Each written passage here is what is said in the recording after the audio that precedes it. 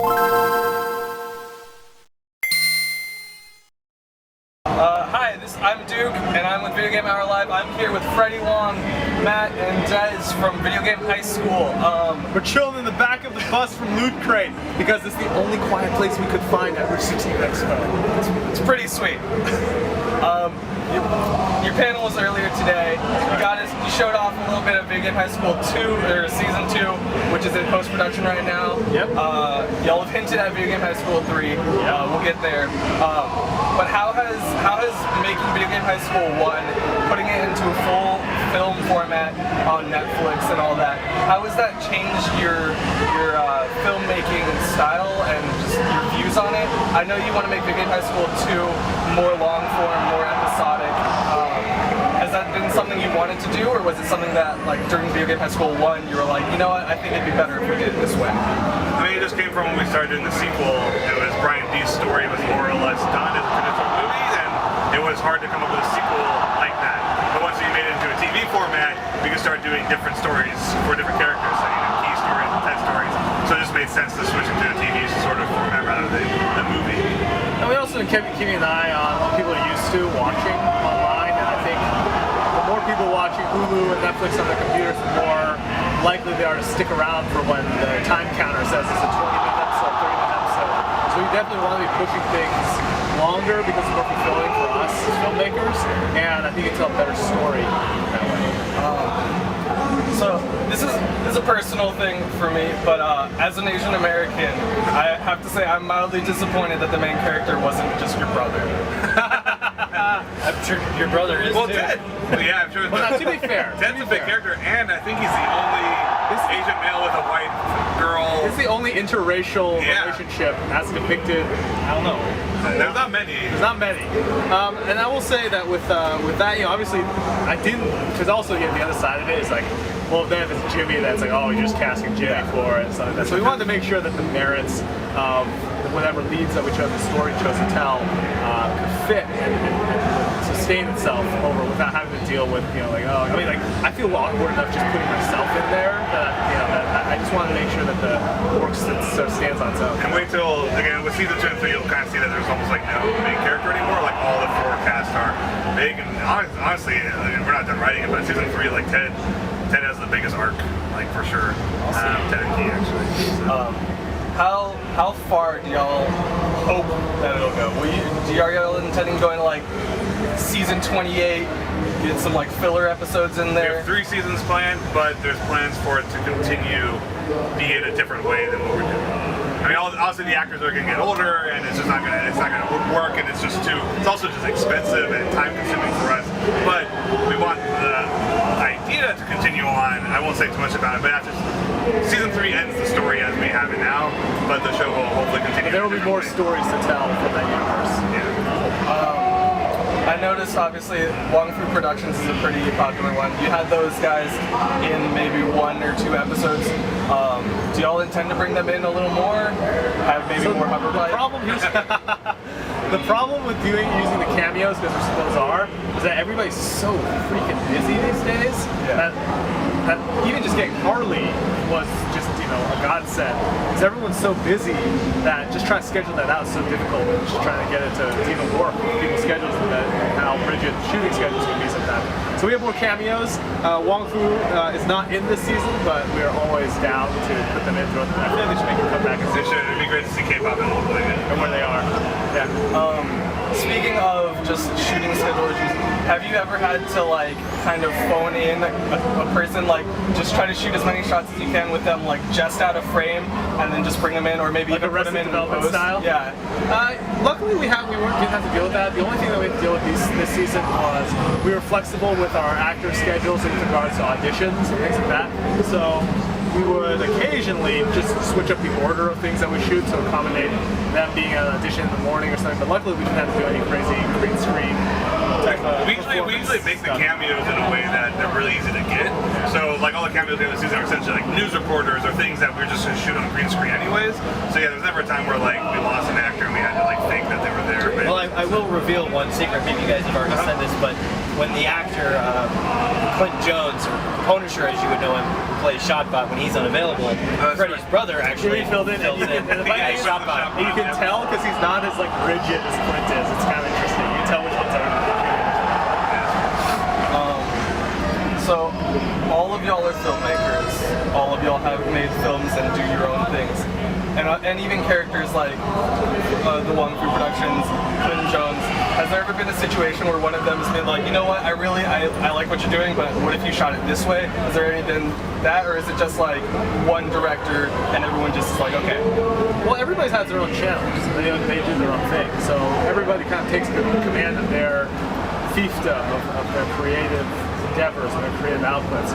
And so we try to keep an environment that's very collaborative. We try to keep an environment where people aren't afraid to throw out ideas, but are also comfortable with the knowledge that your idea that you just threw out might get thrown out because nobody wants to go that way. Yeah, I mean, there's a hierarchy on set which is kind of set up. I mean, it's a little because like we're co-directors, so there's obviously between us there'll be arguments and stuff.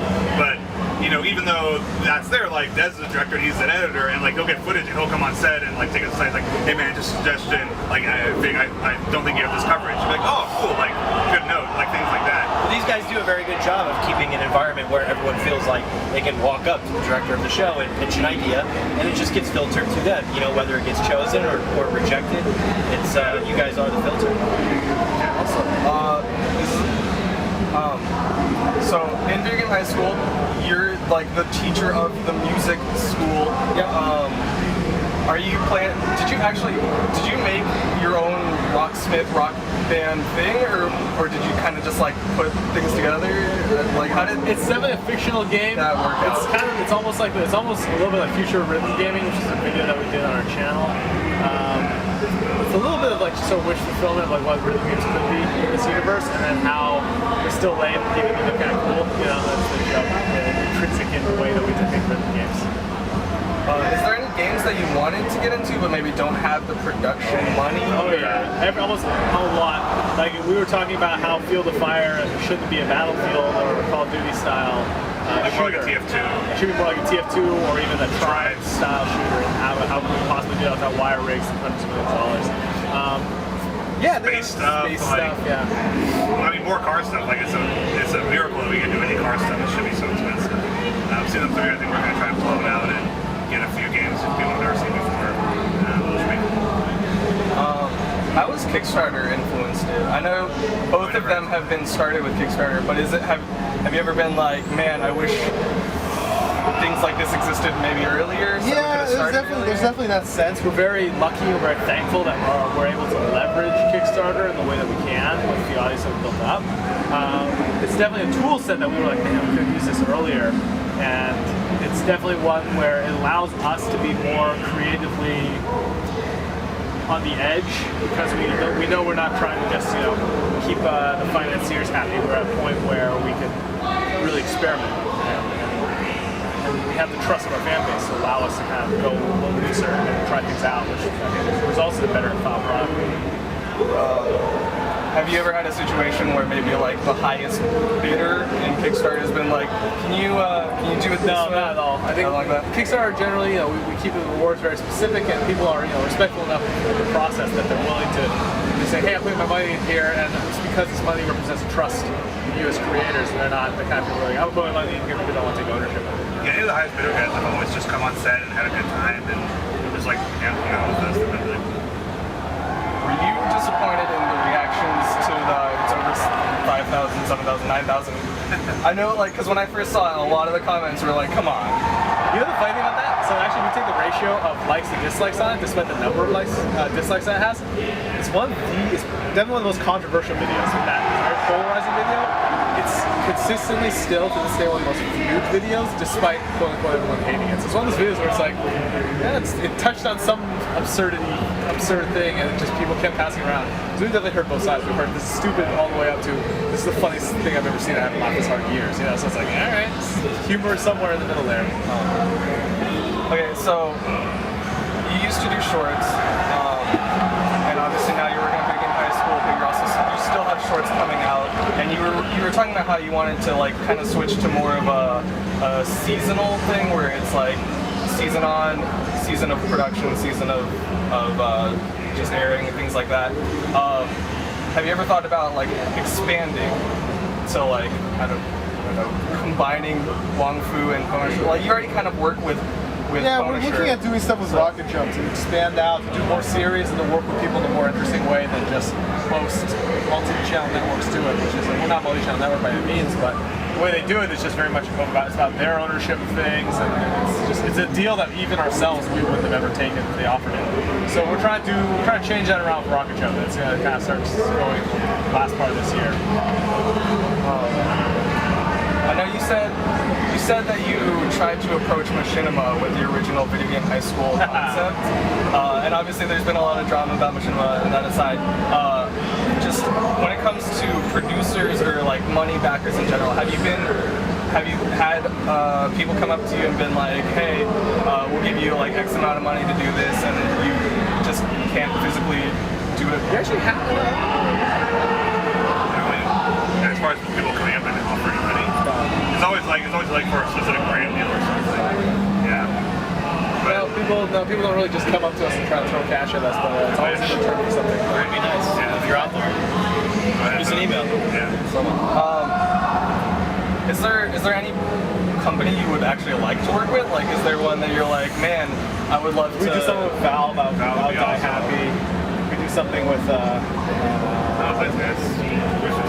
Rooster Teeth. Yeah, Rooster Teeth. We're very happy with that. I think, any sort of creative. And for us, it's always just we always believe people should own their own stuff and do what they like to do, and we're always looking for creative collaborators. We don't like taking money in a way that's like we don't like being work for hire. You know, it's like that's why we do this instead of all this stuff. We want to make our own stuff. This is kind of off topic, but how did y'all three collectively meet? We went to film school USC. at a practical special effects class, and it was where you learn how to do like stuff like spider webs and forced perspective shots and stuff, and that's how we sort of learned that. I guess going off that, is there any new software? I mean, obviously y'all play with like 3ds Max and stuff like that. Is there any software that you've just almost been overwhelmed with, or do you just jump in and The new head on? SIGGRAPH stuff is pretty incredible. You have to jump in head on. There's tutorials to hold you afloat. The new SIGGRAPH tech demos are incredible with what's coming online from CDs. It just gets crazier and better every year. I guess last two questions. Is there anything that you would advise to just other filmmakers that you haven't said already?